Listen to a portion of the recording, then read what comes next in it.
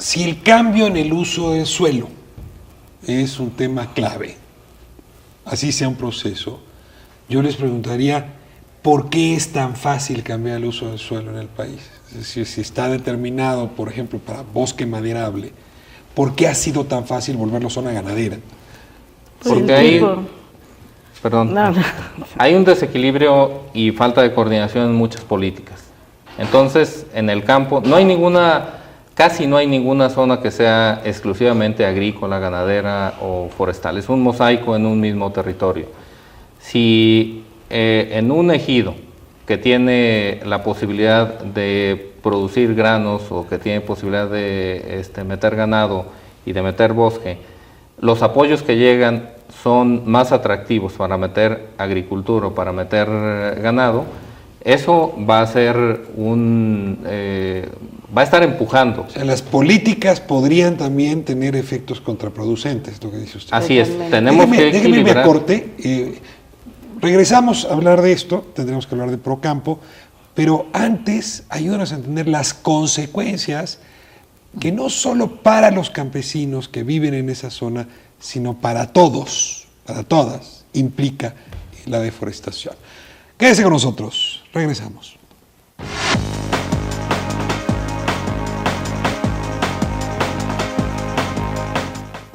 Son tierras ejidales que es ejido y pues lo reforestamos y ahí está la planta que se está produciendo y va a dar más reforestación, que de ahí mismo nace la semilla para que siga ampliándose la misma reforestación. Pues hemos platicado con unos ingenieros, sí, con unos ejidatarios, y hay unos que sí están de acuerdo a dar sus parcelas para que se reforeste, pero a cambio de que lo apoyemos con lo que se pueda, y ellos pues sí están de acuerdo.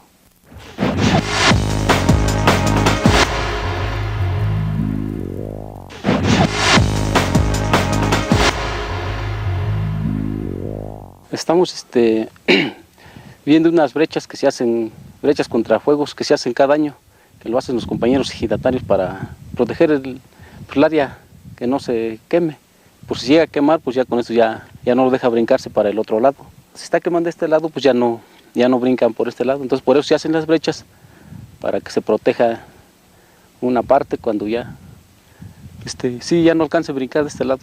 Se le da mantenimiento cada año que venimos todos los ejidatarios a limpiar las brechas contra fuego que nosotros les nombramos. Cada año es lo que se le hace. Seguimos hablando de la deforestación en México. Yo soy un habitante de la selva, pero de la selva urbana, del cemento y la varilla. Yo quiero preguntarles, ¿en qué me afecta a mí? ¿Cómo me veo yo dañado por este proceso de deforestación? ¿Por qué me debería interesar a mí, habitante urbano, este fenómeno? La madera que está en un árbol y en todo el bosque es la mitad agua y la mitad es materia seca. La mitad de esa materia seca es carbono. Entonces el 25% del peso de cualquier árbol que tú ves es carbono. Cuando tiras ese árbol, y sobre todo cuando lo quemas, por un incendio, por lo que sea, ese carbono reacciona y se convierte en 3.6 veces su peso en gas, se convierte en dióxido de carbono. Nuestra atmósfera está saturada de dióxido de carbono. Los famosos gases de efecto invernadero. Entre otros, el dióxido de carbono es uno de los más importantes que tienen ese efecto invernadero, y estamos pasando de un dato que te puedo decir de 380 partes por millón de CO2 en la atmósfera a 450 partes por millón. Eso significa que dentro de muy poco será intolerable. El horrendo verano que nos echamos, por ejemplo, en la Ciudad de México, bueno, antes del verano, ya se debe directamente a ese cambio. En resumen, la madera la conviertes en gas y eso es el problema. Ahora, ese no es el principal problema. El principal problema es que quemamos, además, combustibles fósiles. Y eso le agrega. Entonces, cambio climático es una de las consecuencias. Bueno, el tema del agua. Son Hemos visto que nos fundamentales. está costando mucho llevar agua a las ciudades y nos explican de alguna manera que tiene que ver con la deforestación. Bueno, yo te puedo decir que los bosques, cuando están bien cuidados, cuando están bien manejados, cumplen una función muy importante en el manejo de la cuenca. Es una cuenca saludable cuando está bien forestada. En cambio, cuando está deforestada, cuando vienen las lluvias torrenciales, se llevan el suelo. Y entonces ese suelo viene a acumularse en las presas, donde se acumula el agua para las ciudades. Así que el bosque tiene una función muy importante en términos de retención del suelo. No hace que llueva más, eso es un mito falso. por ahí falso, ¿no? Para nada. La lluvia va a ser la misma con bosque o sin bosque. Lo que hacen los bosques es que retienen el suelo y permiten que vaya bajando lentamente y no vaya agarrando velocidad, deshaciendo los caminos, deshaciendo los cauces. Y además protegiendo la capacidad de retención y de almacenamiento de las presas que van a abastecer el agua a las ciudades. Este país tiene el 10%, entiendo, de la biodiversidad del mundo. Le estamos haciendo daño a esa riqueza, a ese patrimonio. Totalmente. Lo que heredamos. ¿Dónde se aloja la gran mayoría de la biodiversidad de este país? En los bosques. Además, los bosques nos sirven para estabilizar el clima. Los bosques nos sirven también como sumideros de carbono frente al cambio climático. Es imposible pensar un país sin bosques. Los efectos que vamos a tener van a ser efectos muy fuertes a la pérdida de esta masa forestal. Y también vamos a expulsar a la población que vive en ellos. Entonces urge una política forestal centrada en lo que tú has mostrado en este programa, que es el manejo forestal comunitario. Ese tiene que ser el eje de nuestra política forestal. Nos lleva a la pregunta central. ¿Y quién es el responsable? Porque 80% de los bosques, de la vegetación de este país está en manos de la población campesina. Entonces me llevaría muy rápido a decir, pues esos señores, esas señoras son los responsables de esto. Ricardo, yo quisiera regresar un poco a la pregunta que decías, ¿por qué debemos de poner el énfasis en los bosques? Y además de la parte ambiental, de los beneficios ambientales que nos prestan a toda la sociedad, está la parte social, económica y productiva. Hay 12 millones de gentes que habitan en las regiones forestales, por lo menos, muchos de ellos pertenecientes a diferentes etnias y grupos indígenas, y que en los bosques podrían encontrar, con una política adecuada, una forma de vida digna. Además, fortaleceríamos el tejido social, evitaríamos la migración y que incluso estuvieran yendo a parar los jóvenes a las redes del narcotráfico, del crimen organizado. Cultivo de garbantes. Entonces, digamos, un sector en el que vale la pena invertir, no solo por la parte ambiental, sino también por la parte social. Ahora, déjenme poner el acento. El responsable hoy es el campesino.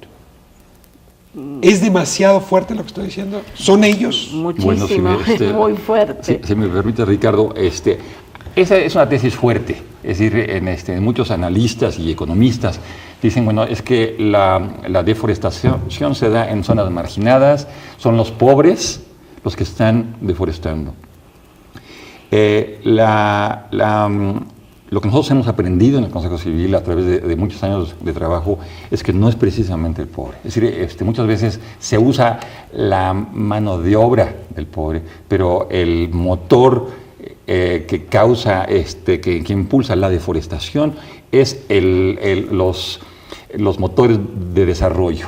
Básicamente el turístico, como hablábamos un momento, en toda la costa del Pacífico, por ejemplo, la minería a cielo abierto deforesta grandes cantidades, los desarrollos también urbanos en las zonas urbanas, la ganadería, el cambio de uso de suelo, digamos, de bosque a fruticultura muy rentable, por ejemplo, el aguacate. En la zona de Uruapan, el aguacate es muy rentable, así que la gente está quitando el bosque para meter aguacate. Así que no es precisamente el pobre que está poniendo aguacates, el que tiene una huerta de aguacates de 10 hectáreas, tiene una inversión ahí millonaria. A ver, ustedes estaban poniendo hace un momento sobre la mesa un tema que me pareció muy importante. A ver, Leonel.